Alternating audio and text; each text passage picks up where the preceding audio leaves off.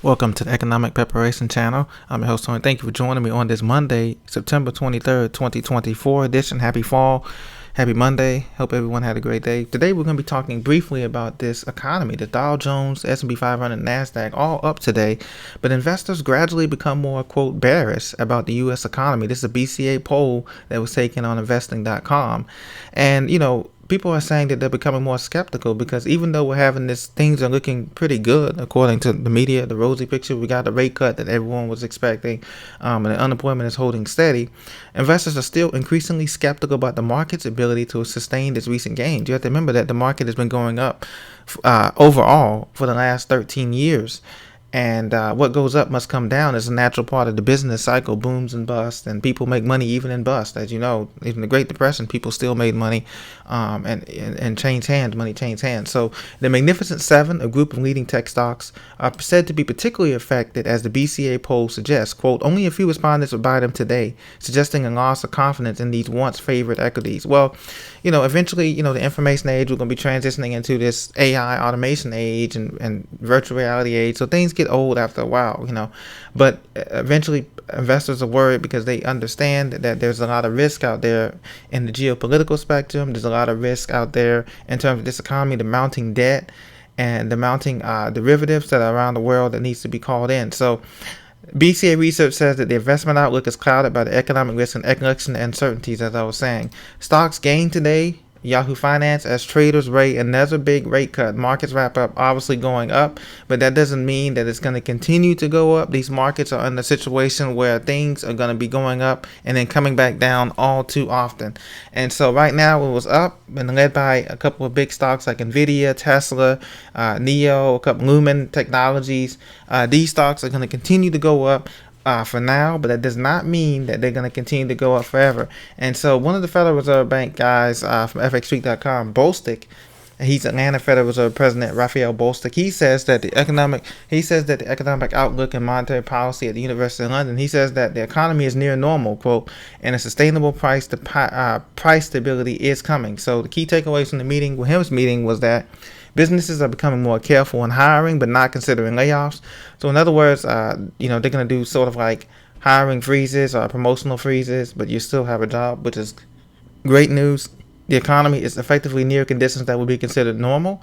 Price increases have narrowed and have become concentrated in housing. So in other words, inflation is still with us, but it's more concentrated in housing prices that are going to continue to skyrocket, even though they're building more apartments and townhomes and even houses and single-family homes. It's just not enough to meet the demand. Obviously, we have another 25 to 30 million people who are here either legally or unlegally.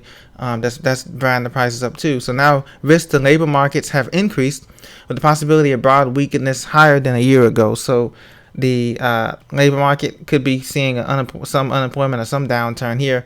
A high point cut at this meeting does not lock in the cadence for future rate cuts. So in other words, the Federal Reserve Bank reserves the right to change their mind, even though they gave a 50-point basis cut.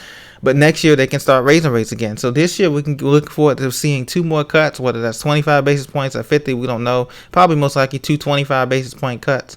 And then next year, 2025 is when the rubber meets the road, when they see that, when the bank sees that credit is going to be slowing down, and they're going to be seeing that all this vacant commercial real estate is going to be called in because people are going to be owing notes on these commercial-backed mortgage securities. And that's what they're going to be doing. So recent data show convincingly that the U.S. is on a sustainable path to price stability. Well, maybe.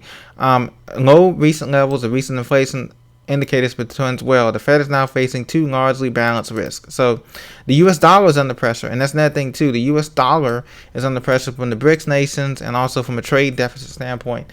And so the U.S. dollar is backed by the full faith and credit of the U.S. government, and that is great news. But the bad news is that other countries are starting to turn in the U.S. dollar.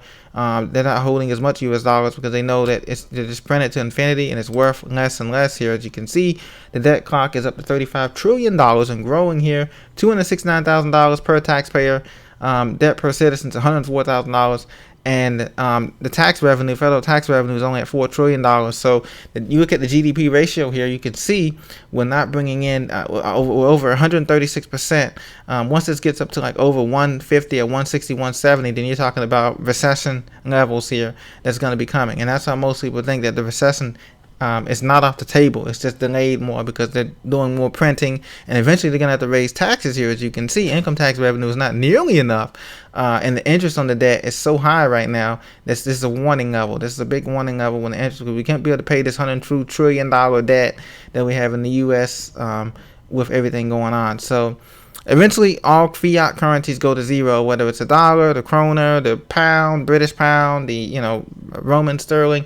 All these eventually go to zero, and that's only a matter of time. Whether it's 50 years from now or 20 years from now, the dollar is going to be under pressure, and that's why people are sounding the alarm, and that's why investors are going more bearish about it, because they know eventually all of this hopium and going up is going to come down. And they're going to be the ones holding the bag. Someone's going to be holding the bag, whether it's us or Main Street or them on Wall Street, or another country is going to be holding the bag with a lot of U.S. dollars and debt that they can't get rid of. So the merry-go-round is going to stop, and that's why we always stress to be diversified and be prepared as best you can. We don't give financial advice, but we do tell you to be diversified and also continue to be prepared. So this is all I have today for today. I appreciate your support.